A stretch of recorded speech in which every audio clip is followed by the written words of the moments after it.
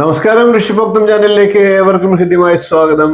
ഏതാനും ദിവസങ്ങളായിട്ട് നാം ഓരോ രാശിക്കൂറുകാരുടെയും 2024 രാഹു കേതുക്കളുടെ രാശിസ്ഥിതിയും അതിന്റെ ഗുണദോഷ ഫലങ്ങളും പരിഹാരങ്ങളുമാണ് പറഞ്ഞു വരുന്നത്. അതിനു മുമ്പ് 12 വീഡിയോകളിലായി പുതുവർഷ നക്ഷത്രഫലത്തെയും 27 നക്ഷത്രക്കാരുടെ നക്ഷത്രഫലത്തെയും ഒക്കെ പ്രത്യേകം വീഡിയോകൾ ചെയ്തിരുന്നു. ആ വീഡിയോകൾ കണ്ടിട്ടില്ലാത്തവർ കാണുക. ഇന്ന് നമുക്ക് ചിങ്ങക്കൂറുകാരുടെ രാഹു കേതുക്കളുടെ ഇപ്പോഴത്തെ ഗ്രഹസ്ഥിതിയും അതിന്റെ ഗുണദോഷങ്ങളും പരിഹാരങ്ങളും ചിന്തിക്കാം. വീഡിയോയിലേക്ക് കിടക്കുന്നതിന് മുമ്പ് ചാനൽ ഇതുവരെ സബ്സ്ക്രൈബ് ചെയ്യാത്തവരാണെങ്കിൽ ഒന്ന് സബ്സ്ക്രൈബ് ചെയ്യുക എന്ന് അഭ്യർത്ഥിക്കുകയാണ്. അതോടൊപ്പം തൊട്ടടുത്തുള്ള ബെൽ ബട്ടണിൽ മുകളിലുള്ള ഓൾ എന്ന ബട്ടൺ കൂടി ഒന്ന് സെലക്ട് ചെയ്യുക. അതുവഴി ഞാൻ തുടർന്ന് നൽകുന്ന വീഡിയോകൾ നിങ്ങൾക്ക് കാണുവാൻ സാധിക്കുന്നതാണ്. നമുക്ക് രാഹു കേതുക്കളുടെ രാശിമാറ്റം മൂലം ചിങ്ങക്കൂറുകാർക്ക് പുതുവർഷത്തിൽ എന്തെല്ലാം കാര്യങ്ങൾ ഉണ്ടാകും എന്നുള്ളത് പരിശോധിക്കാം. ചിങ്ങക്കൂറിൽ വരുന്നത് മകം, പൂരം, ഉത്രം, കാൽ എന്നീ നക്ഷത്രങ്ങളാണ്.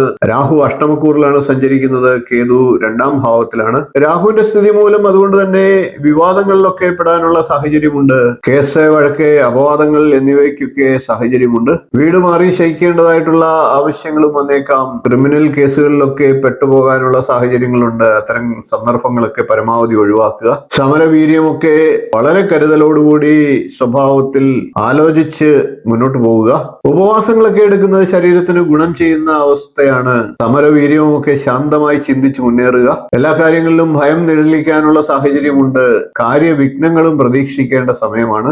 ജലത്തിൽ കൂടിയുള്ള സഞ്ചാരം തുടങ്ങിയ കാര്യങ്ങളിലൊക്കെ നല്ല ശ്രദ്ധ കൊടുക്കേണ്ടതാണ്. വിദ്യാർത്ഥികളായിട്ടുള്ള ചിങ്ങക്കൂറുകാർക്ക് അല്പസ്വല്പമൊക്കെ പഠനത്തിൽ പിന്നോട്ട് പോകാനുള്ള സാഹചര്യങ്ങൾ ഉണ്ടായേക്കാം. കരുതലെടുക്കുക. അതോടൊപ്പം തന്നെ തൊഴിൽ ചെയ്യുന്നവർക്ക് തൊഴിലിൽ കലഹങ്ങൾ ഉടലെടുക്കാനുള്ള സാഹചര്യമുണ്ട്. അതും കരുതലെടുക്കുക. മേലധികാരികളുടെയൊക്കെ വിരോധത്തിന് പാത്രീഭൂതരാകാനുള്ള സാഹചര്യങ്ങളൊക്കെ പരമാവധി ഒഴിവാക്കുക.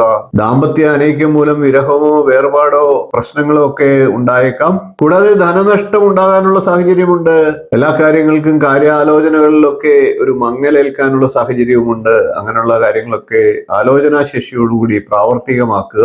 ഇനി നമുക്ക് രാഹുകേതുക്കൾക്ക് ചിങ്ങക്കൂറുകാർ ചെയ്യേണ്ടതായിട്ടുള്ള പരിഹാരത്തെ ഒന്ന് ചിന്തിക്കാം. സർപ്പക്ഷേത്രത്തിൽ സന്ദർശനം നടത്തുന്നതും 8 വെള്ളിയാഴ്ചകളിൽ 100 പാലും നടത്തുന്നതും, വെള്ളിയാഴ്ചകളിൽ 100 പാലും ഇല്ലാത്ത ക്ഷേത്രങ്ങളാണെങ്കിൽ മാസത്തിൽ ഒരു 100 പാലും നടത്തുക. വെള്ളിയാഴ്ചകളിൽ ദർശനം നടത്തി മറ്റെന്തെങ്കിലുമൊക്കെ വഴിപാടുകൾ ചെയ്യുക. കൂടാതെ ഗണപതി ഭഗവാന് 8 നാളികേരം ഉടയ്ക്കുന്നത് വളരെ വിശേഷമാണ്. പ്രധാനപ്പെട്ട ഏതെങ്കിലും 8 നാഗക്ഷേത്രങ്ങൾ സന്ദർശിക്കുന്നതും വിശേഷമാണ്. കൂടാതെ രാമേശ്വര ക്ഷേത്രം സന്ദർശിക്കുന്നതും ദോഷങ്ങളെല്ലാം ഇല്ലാതാക്കുന്നതിന് സഹായകരമാണ്. കൂടാതെ നരസിംഹസ്വാമി ക്ഷേത്രങ്ങളിൽ ദർശനം നടത്തുന്നതും വിശേഷമാണ്. നരസിംഹസ്വാമി ക്ഷേത്രങ്ങളിൽ പാനകം പോലുള്ള വഴിപാടുകൾ നടത്തുക. കേതുവിന്റെ ദോഷപരിഹാരമായി മഹാഗണപതി ക്ഷേത്രങ്ങളിൽ ദർശനം നടത്തുക. ഗണപതി ഹോമവും കർഗമാല സമർപ്പണവും ഒക്കെ ചെയ്യുക.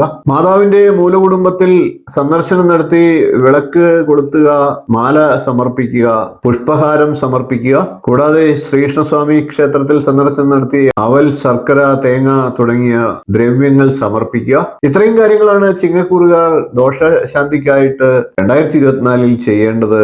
വീഡിയോ ഇഷ്ടപ്പെടുമെങ്കിൽ ഒന്ന് ലൈക്ക് ചെയ്യുക, ഷെയർ ചെയ്ത് മറ്റുള്ളവർക്കും ഈ അറിവ് നൽകുക. ചാനൽ ഒന്ന് സബ്സ്ക്രൈബ് ചെയ്തേക്കുക. നിങ്ങളുടെ അഭിപ്രായം കമന്റായിട്ട് അറിയിക്കുക. അടുത്ത ദിവസം നമുക്ക് കന്നിക്കൂറുകാരുടെ രാഹുകേതു രാശിമാറ്റ ഫലവും ചെയ്യേണ്ടതായിട്ടുള്ള പരിഹാരവുമായി കാണാം. നന്ദി, നമസ്കാരം, ശുഭദിനം.